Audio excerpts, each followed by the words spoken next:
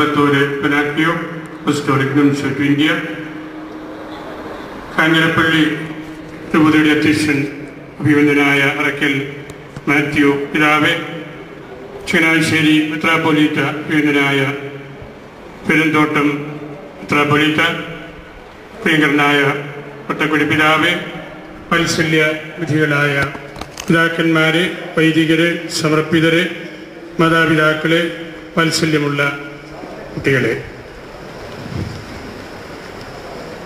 വിശ്വാസികളുടെ വലിയൊരു സമൂഹം ഈ സെന്റ് ഡൊമിനിക്സ് കത്തീഡ്രലിൽ ഒന്നിച്ച് കൂടിയിരിക്കുകയാണല്ലോ. നമ്മളുടെ രൂപതയുടെ സഹായമെത്രനായ മാർ ജോസഫ് പുളിക്കലിന് വേണ്ടി പ്രാർത്ഥിക്കുന്നതിനും കാഞ്ഞിരപ്പള്ളി രൂപതയെ പ്രത്യേകമായിട്ട് അനുമോദിക്കുന്നതിനും വേണ്ടിയാണ്.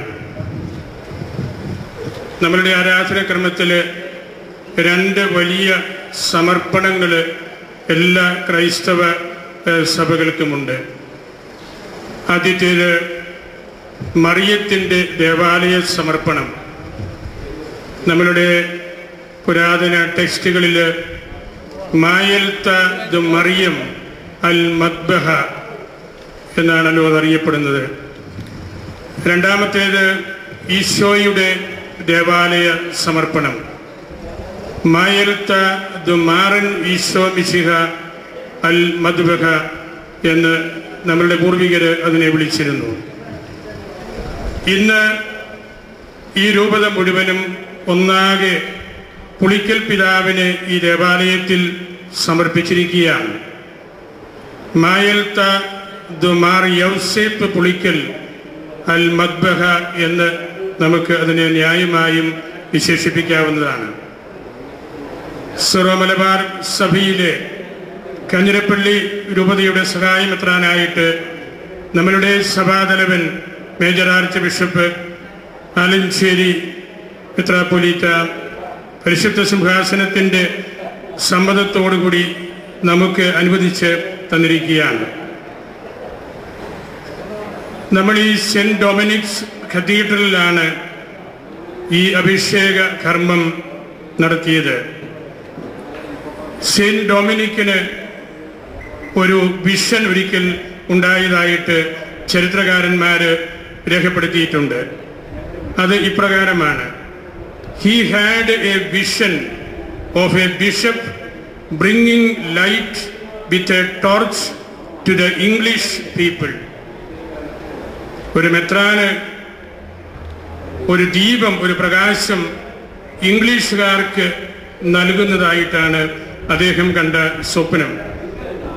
ഇന്ന് ഈ സെന്റ് ഡൊമിനിക് കത്തീഡ്രലിൽ വെച്ച് അതേ കാര്യം അഭിവന്യ ജോസഫ് പുളിക്കൽ പിതാവ് ലോകത്തിൻ്റെ പ്രകാശം എന്നുള്ള ഈ ഡൊമിനിക് കണ്ട ആ വിഷൻ അല്ലെങ്കിൽ ആ ഒരു സ്വപ്നം കാഞ്ഞിരപ്പള്ളിക്കാർക്ക് കൊടുക്കാനായിട്ട് തീരുമാനിച്ച് ഉറപ്പിച്ചിരിക്കുകയാണ്. ഇന്നത്തെ അഭിഷേക കർമ്മത്തിലെയും പരിശുദ്ധ ശുശ്രൂഷകളിലെയും സുവിശേഷ ഭാഗവുമായിട്ട് ബന്ധപ്പെട്ട ഒന്ന് രണ്ട് കാര്യങ്ങൾ നിങ്ങളുമായിട്ട് ഞാൻ പങ്കുവയ്ക്കുകയാണ്. മെത്രാഭിഷേക കർമ്മത്തിലെ ഇവിടെ സൂചിപ്പിക്കപ്പെട്ടതുപോലെ ഏറ്റവും പ്രസക്തമായ ഒരു കാര്യം നവ അഭിഷിക്തന്റെ ചുമലിൽ വിശുദ്ധ ഗ്രന്ഥം വയ്ക്കുന്നതാണ്.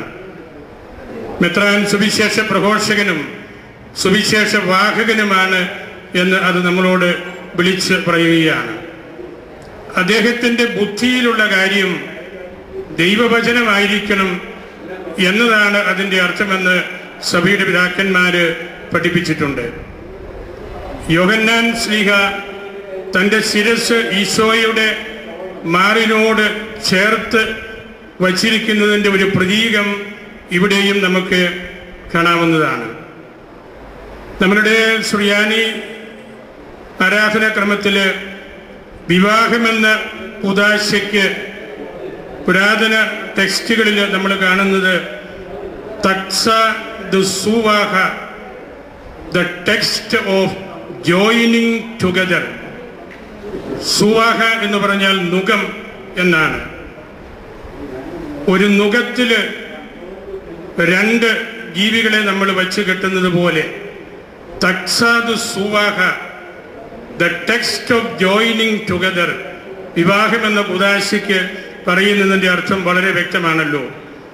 ഇവിടെ നവാഭിഷിക്തന്റെ ശിരസിനോട് ചേർത്ത് ചുമലിൽ വിശുദ്ധ ഗ്രന്ഥം വയ്ക്കുമ്പോഴും ഈ അനുഭവമാണ് അദ്ദേഹത്തിന് ഉണ്ടാകുന്നത്. നുകം വെച്ച് കെട്ടുമ്പോൾ അതിലൊരാൾക്ക് തനിച്ച് യാത്ര ചെയ്യാൻ പറ്റുകയില്ല. ഒരാൾ തനിച്ച് യാത്ര ചെയ്താൽ വീഴും. ദൈവവചനവുമായിട്ട് മാത്രമേ പുളിക്കൽ പിതാവിന് യാത്ര ചെയ്യാൻ അവകാശമുള്ളൂ എന്ന ഒരു അടിസ്ഥാന കാര്യത്തിലേക്ക് നമ്മളെ കൊണ്ടുവന്നെത്തിക്കുകയാണ്. അദ്ദേഹത്തെ ഒരു എവാഞ്ചലൈസറായിട്ട് സഭ മാറ്റിക്കഴിഞ്ഞു.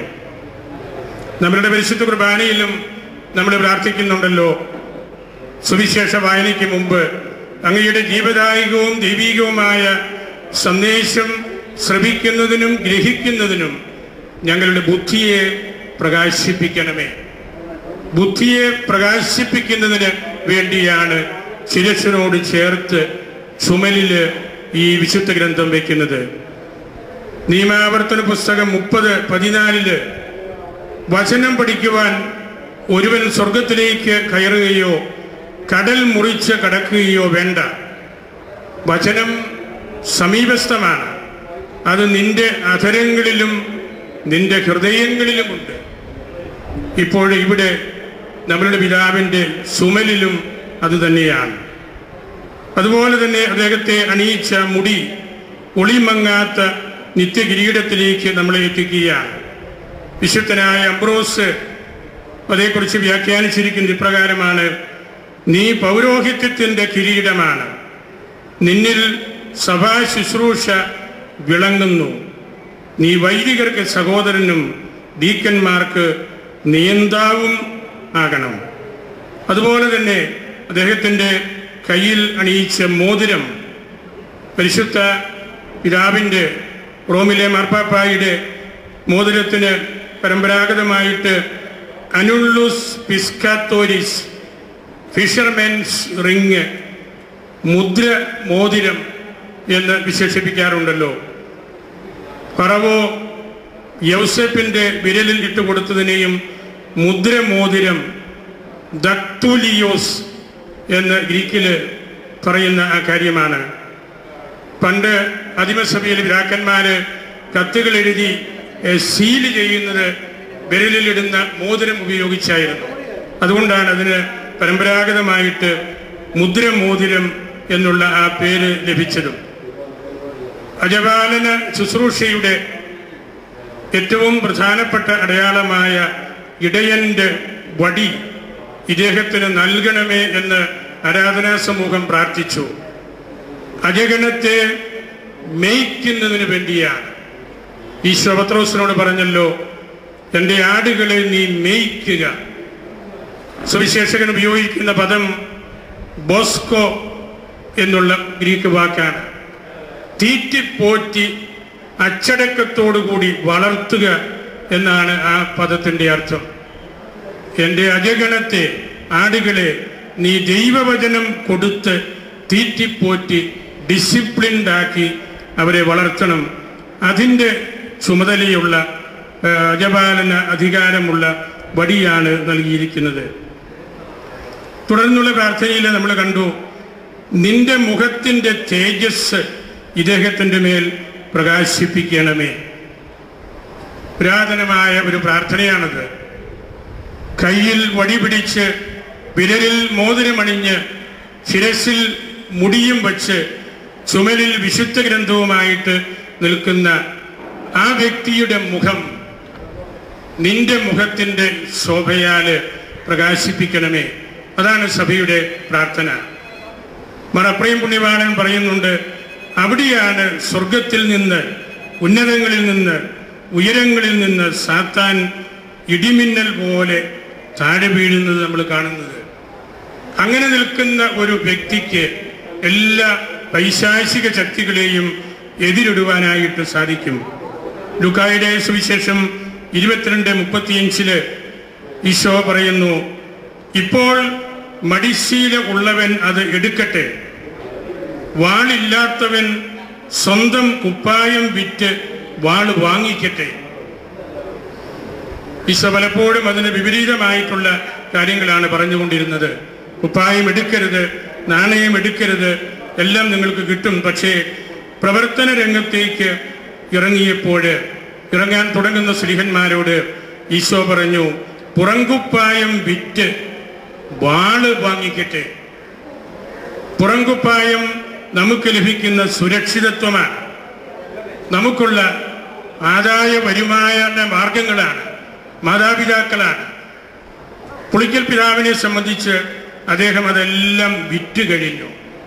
മാതാപിതാക്കള് സ്വർഗത്തിലേക്ക് പോയി. അദ്ദേഹത്തിൻ്റെ ആദായ വരുമാന മാർഗങ്ങളെല്ലാം വിറ്റു. സുരക്ഷിതത്വം നൽകിക്കൊണ്ടിരുന്ന പുറങ്കുപ്പായം അദ്ദേഹം വിറ്റ് വാള് വാങ്ങിച്ചിരിക്കുകയാണ്. ഈ വാള് ദൈവവചനമാണ്. ദൈവവചനമാകുന്ന വാളാണ് നമ്മളുടെ സുരക്ഷിതത്വം എല്ലാം നമ്മൾ വിറ്റുകളയുമ്പോൾ, മാറ്റിക്കളയുമ്പോൾ നമുക്ക് കിട്ടുന്നത്. അങ്ങനെ ദൈവവചനം കൊണ്ട് അലങ്കരിക്കപ്പെട്ട ഒരു വ്യക്തിയെ പോലെ നിൽക്കുന്നു. ഈശോ പത്രോസിനോട് പറഞ്ഞ സർവപ്രധാനമായ ഒരു കാര്യം, ഇങ്ങനെ ദൈവാനുഗ്രഹമുള്ളവനായിട്ട് നീ നിൽക്കുമ്പോഴും സാത്താൻ ഗോതമ്പ് മണി പോലെ നിന്നെ പാറ്റാൻ, നിന്നെ കൊഴിക്കാൻ ആവശ്യപ്പെടുന്നുണ്ട്. തിന്മകളുടെ ശക്തി നമ്മളുടെ മേല് കയറി ആഞ്ഞ് വീശുന്നുണ്ട്. പാറ്റുക, കൊഴിക്കുക എന്നത് നാണ്യങ്ങള് ശേഖരിക്കുകയും പതിരുകള് പറത്തിക്കളയുകയും ചെയ്യുന്ന ഒരു കർമ്മമാണ്. ഈശോ പറഞ്ഞതിൻ്റെ അർത്ഥം, പത്രോസ് പതിരാകാൻ പോകുന്നു, വിലയില്ലാത്തവനാകാൻ പോകുന്നു, പൈശാചികമായിട്ടുള്ള ചിന്തകള് നിന്നിലുണ്ട്. പക്ഷേ നീ പതിരാകാതിരിക്കുവാൻ വേണ്ടി ഞാൻ പ്രാർത്ഥിച്ചുകൊള്ളാം. ഈശോയുടെ പ്രാർത്ഥനയാണ് പത്രോസിനെ ഒരു നല്ല മൂല്യമുള്ള വിളയാക്കി മാറ്റിയത്. പത്രോസ് പതിരായിട്ട് പറന്നു പോകാതെ ഇരുന്നതിൻ്റെ കാരണം ഈശോയുടെ പ്രാർത്ഥനയാണ്. പരിശുദ്ധ ബെനഡിക്ട് പിതാവ് ഒരിക്കൽ പറയുകയുണ്ടായി, പത്രോസ് സ്വന്തം സ്വാർത്ഥ താല്പര്യത്തിന് വേണ്ടി സ്ത്രീകളോട് വർത്തമാനം പറഞ്ഞ് തീയും കാഞ്ഞ് ഉറങ്ങിയിരുന്ന സമയത്തില് ഗത്സമേനിൽ രക്തം വിയർത്ത് പ്രാർത്ഥിച്ച ഗുരുവിൻ്റെ സമ്മാനമാണ് പത്രോസിന് കിട്ടിയ അപ്രമാദിത്വം, പത്രോസിന് കിട്ടിയ കൃപ. വീണ്ടും പിതാവ് അതേക്കുറിച്ച് പറഞ്ഞു, a prayer prayed while Peter slept and enjoyed. കർത്താവ് നമുക്ക് വേണ്ടി പ്രാർത്ഥിക്കുന്നത് കൊണ്ടാണ് നമുക്ക് പിടിച്ചു നിൽക്കാൻ സാധിക്കുന്നത്. നമ്മൾ വെറും പതിരായിട്ട് പറന്ന് പോകാതിരിക്കുന്നത് ഈശോ നമുക്ക് വേണ്ടി പ്രാർത്ഥിക്കുന്നുണ്ട്. ആ പ്രാർത്ഥനയാണ് ഇന്ന് ഈ അഭിഷേക കർമ്മത്തിലെല്ലാം നമ്മൾ കണ്ടത്.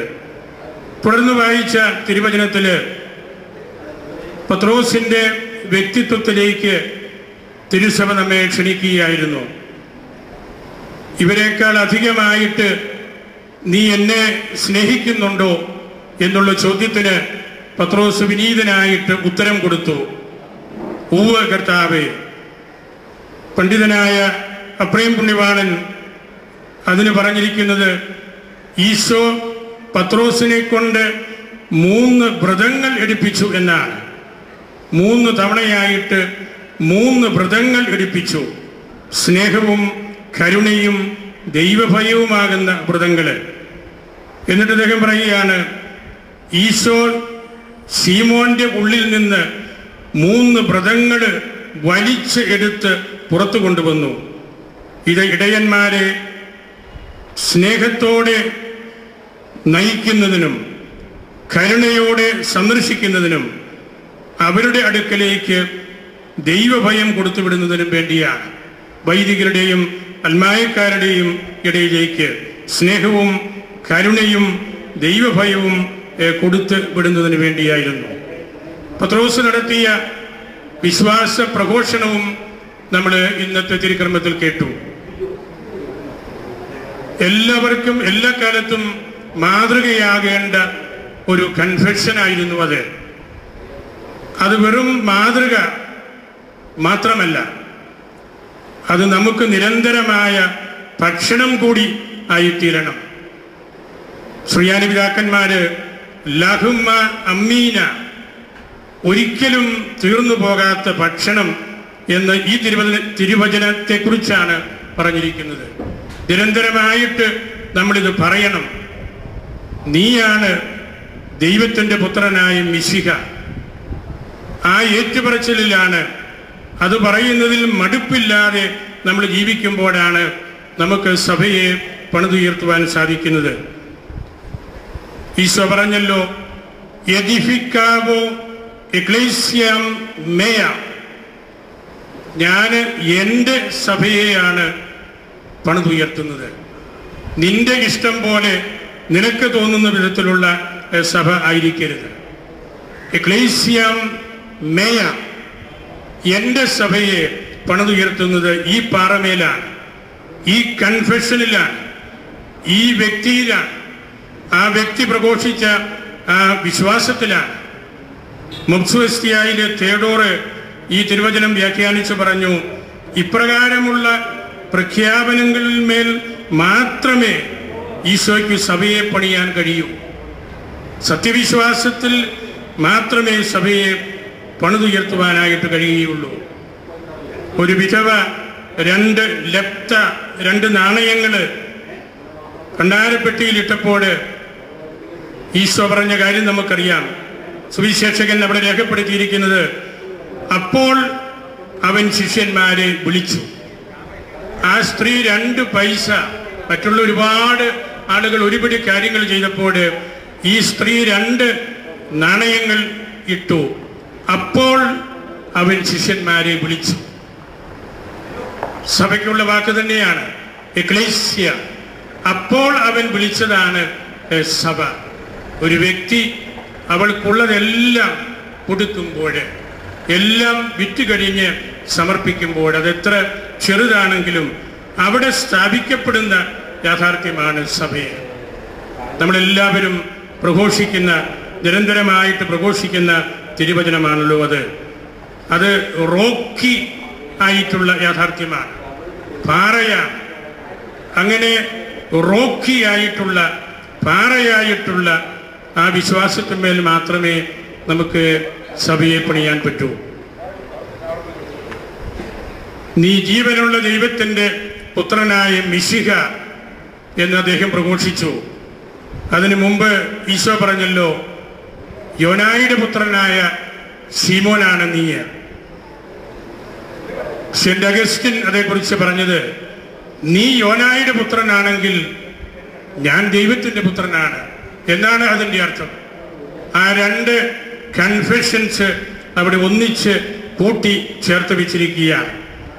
അതിലേക്കുള്ള നിരന്തരമായ മുന്നേറ്റമാണ് നമുക്ക് എല്ലാവർക്കും വേണ്ടത്. ദൈവത്തിൻ്റെ മുഖമുള്ളവനായിട്ട്, അഭിഷിക്തനായിട്ട് നമ്മൾ നിൽക്കുമ്പോഴും പിശാച് നമ്മളെ പരീക്ഷിക്കാം. നമ്മളുടെ സ്വാർത്ഥ താല്പര്യങ്ങൾ നമുക്ക് വീണ്ടും ഉണ്ടാകാം. ഈശോ പത്രോസിനോട് പറഞ്ഞല്ലോ, യു ഗോ ബിഹൈൻഡ് മീ. അതിൻ്റെ അർത്ഥം ജോൺ പോൾ രണ്ടാമൻ മാർപ്പാപ്പ ഒരിക്കൽ പറഞ്ഞു, don't walk in front of me. നീ എൻ്റെ പിറകിൽ പോകുക എന്ന് പറഞ്ഞതിൻ്റെ അർത്ഥം, നീ എൻ്റെ മുമ്പിൽ കയറി നിൽക്കരുത്. Don't walk in front of me. ഇടിച്ചു കയറി അനാവശ്യമായ രീതിയിൽ നിന്നെ തന്നെ മുൻപിൽ കൊണ്ടുവരാൻ വേണ്ടി നീ ഒരിക്കലും നിൽക്കരുത്, പെരുമാറരുത് എന്നുള്ള വലിയ ഒരു താക്കീതാണ് കർത്താവ് അവിടെ കൊടുത്തത്. ദൈവവചനവുമായിട്ട് ഒരുമിച്ച് ഓടേണ്ട ഒരു ദൗത്യമാണ് മേലധ്യക്ഷന്മാർക്കും പുരോഹിതന്മാർക്കുമെല്ലാം തിരുസഭ നൽകുന്നത്. പത്രോസും യോഹന്നാനും കൂടെ ഒരുമിച്ച് ഓടുന്നത് നമ്മൾ കണ്ടിട്ടുണ്ട്. ആരും മുൻപിൽ കയറി ഓടുകയില്ല, അവർ ഒരുമിച്ച് ഓടി. സ്നേഹമുള്ളവൻ ആദ്യം എത്തി കല്ലറയിൽ യോഹന്നാൻ, ധൈര്യമുള്ളവൻ ആദ്യം ഇറങ്ങി പത്രോസ്. ഒരുമിച്ച് ഓടുമ്പോഴും ഈ രണ്ട് വ്യത്യസ്തമായ ശൈലികൾ, സ്നേഹവും ധൈര്യവും തമ്മിൽ കൂട്ടിയോജിപ്പിക്കേണ്ടതായിട്ടുണ്ട്. പത്രോസ് ഈശോയോട് യോഹന്നാനെ കുറിച്ച് ചോദിച്ചല്ലോ, ഇവന്റെ കാര്യം എന്താണ്? ഇവന്റെ കാര്യം, നീ സ്നേഹിക്കുന്ന ശിഷ്യന്റെ ആ കാര്യം. അപ്പോൾ ഈശോ പറഞ്ഞു, ഞാൻ വരുന്നിടം വരെ അവൻ മരിക്കരുത് എന്ന് പറഞ്ഞാൽ, പത്രോസിന് അധികാരം ഏൽപ്പിച്ചപ്പോൾ സ്നേഹത്തിൻ്റെ വ്യക്തിത്വമായ, സ്നേഹത്തിൻ്റെ സുവിശേഷം എഴുതിയ ആ യോഹന്നാൻ തന്ന ആ കാഴ്ചപ്പാടും നിന്നോടുകൂടി എന്നും വേണം. അധികാരം മാത്രമായിട്ട് നീ പോകരുത്. ഞാൻ വരുന്നിടം വരെ അവൻ മരിക്കരുത്. സ്നേഹമെന്ന ആ യാഥാർത്ഥ്യം, അധികാരമെന്ന നിന്റെ ആ പ്രവർത്തന ശൈലിയോട് നീ ചേർത്ത് വയ്ക്കണം എന്നാണ് കർത്താവ് പറഞ്ഞത്. 2-ാം നൂറ്റാണ്ടിലെ പ്രഗത്ഭനായ മെത്രാനായിരുന്ന ഇഗ്നേഷ്യസ് ഓഫ് ആന്റിയോക്ക്, അദ്ദേഹത്തിൻ്റെ സഹപ്രവർത്തകനായ പോളികാർപ്പിന് എഴുതിയ ഒരു എഴുത്ത്, ചെറിയ ഒരു കത്താണ്, ഞാൻ വായിക്കാം. നമുക്കെല്ലാവർക്കും, പ്രത്യേകിച്ച് മെത്രാന്മാർക്ക് വളരെ ഉപകാരപ്പെടുന്ന കാര്യമാണെന്നാണ് എൻ്റെ പൂർണ്ണമായ വിശ്വാസം. എഴുത്തിതാണ്: നിന്റെ എതിരാളികളെ നിന്റെ ശാന്തത കൊണ്ട് നീ നേരിടണം. എതിർപ്പുകൾ വ്രണങ്ങളാണ്. വ്രണങ്ങൾ എത്ര വലുതാണോ നിന്റെ സമീപനം അത്രയ്ക്ക് സൗമ്യമായിരിക്കണം. എല്ലാ വ്രണങ്ങൾക്കും ഒരേ ഡ്രസ്സിങ് പോരാ. അതിരൂക്ഷമായ വിമർശനങ്ങൾക്ക് വളരെ മൃദുലമായ സമീപനങ്ങൾ എടുക്കണം. ആർക്കും ആരെക്കുറിച്ചും എന്തും പറയാവുന്ന കാലമായതിനാൽ കേൾക്കുന്നതിനെക്കുറിച്ച് എല്ലാം ചാടി കയറി ഉത്തരം പറഞ്ഞ് ഒരു ക്രൈസ്തവൻ അല്ലാതെ ആയി തീരുന്നതിനേക്കാൾ നല്ലത് ഒന്നും സംസാരിക്കാൻ പറ്റാത്ത വിധത്തിലുള്ള ഒരു ക്രൈസ്തവനായിട്ട് കഴിഞ്ഞ് കൂടുന്നതാണ്. ആർക്കും എന്തും നമ്മളെക്കുറിച്ച് പറയാവുന്ന ഒരു കാലമാണ്. ഇഗ്നേഷ്യസിൻ്റെ ഈ കത്ത് തിരുവചനം പോലെ എനിക്ക് പലപ്പോഴും തോന്നിയിട്ടുണ്ട്. നമ്മൾ പ്രതിസന്ധികളിൽ നമുക്ക് പ്രത്യാശ നഷ്ടപ്പെടുന്നത് പോലെ തോന്നുമ്പോൾ നമ്മളെടുക്കേണ്ട മനസ്സിൻ്റെ ആധ്യാത്മികമായിട്ടുള്ള ആ നിലപാടിനെ കുറിച്ചാണ് അത് പറയുന്നത്. ഞാൻ എൻ്റെ സമാപന വാക്കുകളിലേക്ക് എത്തുകയാണ്. ഗുണമേന്മയുള്ള മേലധ്യക്ഷ നേതൃത്വം കൊണ്ട് അനുഗ്രഹീതമായ രൂപതയാണ് കാഞ്ഞിരപ്പള്ളി രൂപത. പ്രതിഭാശാലിയും മലബാർ സഭയുടെ കിരീടം എന്ന പരിശുദ്ധ ബെനഡിക്ട് പിതാവിനാൽ വിശേഷിക്കപ്പെട്ടവനുമായ വാത്സല്യനിധിയായ ഭഗവത്തിൽ മാർ യോസേഫ് മെത്രാനായിരുന്നല്ലോ കാഞ്ഞിരപ്പള്ളിയുടെ പ്രഥമ മേലധ്യക്ഷൻ. ലിറ്റർജി എന്ന ചൂരല് കയ്യിൽ പിടിച്ചുകൊണ്ടാണ് അദ്ദേഹം ഈ രൂപതയ്ക്കും പിന്നീട് തുടർന്നുള്ള കാലഘട്ടത്തിലുമെല്ലാം നേതൃത്വം നൽകിയത്. പരമസാത്വികനും സൗമ്യനുമായ അഭിമന്യ വട്ടക്കുഴി മാത്യു പിതാവ് തുടർച്ചക്കാരനായി വന്നു. വിശിഷ്ട സേവനം ചെയ്തു. കാനൻ നിയമത്തിൻ്റെ കാർക്കശ്യം കളയാതെ തന്നെ നിയമത്തിൻ്റെയും സ്നേഹത്തിൻ്റെയും ഒരു കൂടിക്കലർത്തൽ അദ്ദേഹത്തിൻ്റെ ഇടയ ദൗത്യത്തിൻ്റെ പ്രമുഖ ഭാഗമായിരുന്നു. ദീർഘവീക്ഷണത്തിലൂടെ കർമ്മോത്സുകമായ നേതൃത്വം നൽകി കാഞ്ഞിരപ്പള്ളി രൂപതയുടെ സാധ്യതകളിലെല്ലാം വളർത്തി വലുതാക്കിക്കൊണ്ടിരിക്കുന്ന സ്നേഹനിധിയായ പിതാവാണ് ഇപ്പോഴത്തെ രൂപതാധ്യക്ഷൻ അറക്കൽ മാർ മാത്യു പിതാവ്. ഈശോ മത്തായിയെ വിളിക്കുന്നതിനെക്കുറിച്ച് സെയിന്റ് ബീഡ് പറയുന്ന മനോഹരമായ ഒരു വാക്യമുണ്ട്: മിസെരാന്തോ അത്ക്വെ എലിജെന്തോ. മത്തായിയെ വിളിച്ചതിനെക്കുറിച്ച് സെയിന്റ് ബീഡ് പറഞ്ഞ കാര്യമാണത്. കരുണാപൂർവം അവനെ നോക്കിക്കൊണ്ട് ഈശോ അവനെ തിരഞ്ഞെടുത്തു. മിസെരാന്തോ അത്ക്വെ എലിജെന്തോ. നമ്മളുടെ ഇപ്പോഴത്തെ ഫ്രാൻസിസ് പരിശുദ്ധ പിതാവിന് ഏറ്റവും ഇഷ്ടപ്പെട്ട തിരുവചനം ഇതാണ്. പരിശുദ്ധ പിതാവ് പലതവണ ആ കാര്യം പറഞ്ഞിട്ടുമുണ്ട്. അങ്ങനെയാണ് അറയ്ക്കൽ മാത്യു മെത്രാനെ രൂപതാധ്യക്ഷനായിട്ട് ദൈവം തിരഞ്ഞെടുത്തത്. ദൃഢനിശ്ചയങ്ങളും സ്നേഹവാത്സല്യങ്ങളും സ്ഥിരതാമസമാക്കിയ ഒരു മനസ്സാണ് അറക്കൽ പിതാവിൻ്റേത്. അറയും നിക്ഷേപവുമുള്ള ആളാണല്ലോ അറയ്ക്കൽ.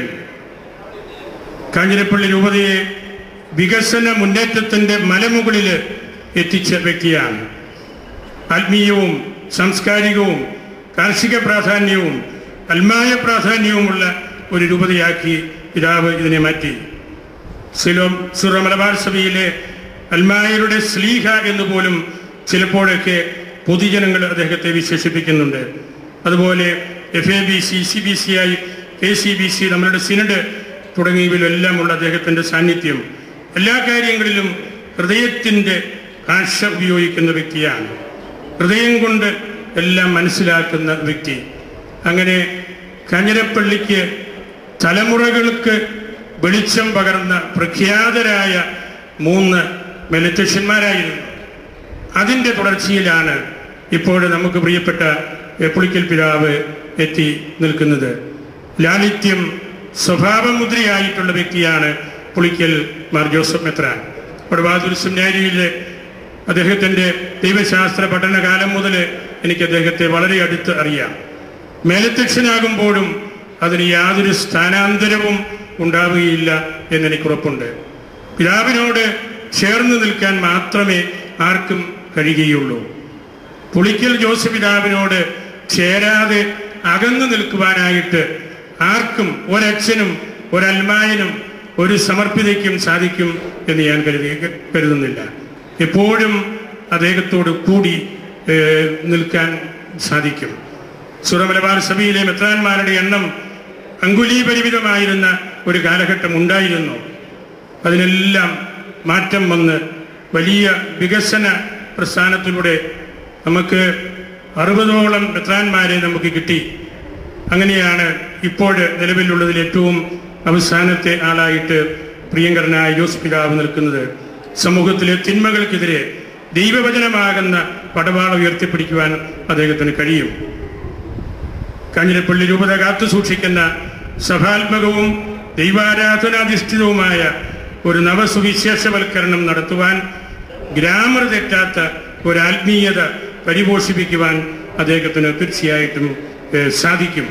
അദ്ദേഹത്തിൻ്റെ മോട്ടോ ലോകത്തിൻ്റെ പ്രകാശം കാറ്റിൽ പെടാത്ത ദീപം പോലെ ആയിരിക്കട്ടെ എന്ന് ഞാൻ പ്രാർത്ഥിക്കുകയാണ്. ഈ വലിയ സന്തോഷകരമായ സമ്മേളനത്തിൽ നമ്മളുടെ അപ്പസ്തോലിക് നുൻഷിയോ പങ്കെടുത്തു. അദ്ദേഹം നമ്മുടെ കുർബാനയിലുമുണ്ട്. His grace is the diplomatic representative of the Holy See, Holy Father, accredited to the civil government of India. His grace is the organic link between the Holy See and the Catholic ecclesiastical hierarchy in India. He is a very efficient ecclesiastical leader. He knows the Indian culture and the Indian people very well. Our nuncio individually takes care of each Indian bishop. That is our experience. There are a number of bishops participating in this celebration. Our experience is that his motto is, do not be afraid, and that is what he is performing in our church. His presence is ecclesial as well as a cordial gesture. ഞാൻ ഉപസംഹരിക്കുകയാണ്. കാഞ്ഞിരപ്പള്ളി രൂപതയ്ക്ക് 2 ആബട്ടുമാരുമുണ്ട്. പ്രിയങ്കരനായ നമ്മുടെ ഗുരുനാഥൻ കൂടപ്പടിയച്ഛനും ബഹുമാനപ്പെട്ട ജോണച്ചനും ഈ രൂപതയുടെ വലിയൊരു അസറ്റായിട്ട് ഞാൻ കരുതുന്നു. ഈ കർമ്മങ്ങൾക്കെല്ലാം നമ്മുടെ പ്രിയപ്പെട്ട പ്രോട്ടോസും ജെല്ലൂസ് ബഹുമാനപ്പെട്ട പൈക്കാട്ടച്ഛൻ നേതൃത്വത്തിലുള്ള കർമ്മങ്ങൾ വളരെ സന്തോഷകരമായ രീതിയിൽ എല്ലാവർക്കും അനുഭവപ്പെട്ടു. ആ ടീം അംഗങ്ങളെല്ലാം ഞാൻ പ്രത്യേകമായിട്ട് ഓർക്കുന്നു. എല്ലാവരെയും വിശുദ്ധ അൽഫോൻസാമയ്ക്കും വിശുദ്ധ യാവറിയച്ഛനും വിശുദ്ധ ഗൗപ്രാസ്യാമയ്ക്കും സമർപ്പിച്ച് എൻ്റെ വാക്കുകളെ ഉപസംഹരിക്കുന്നു.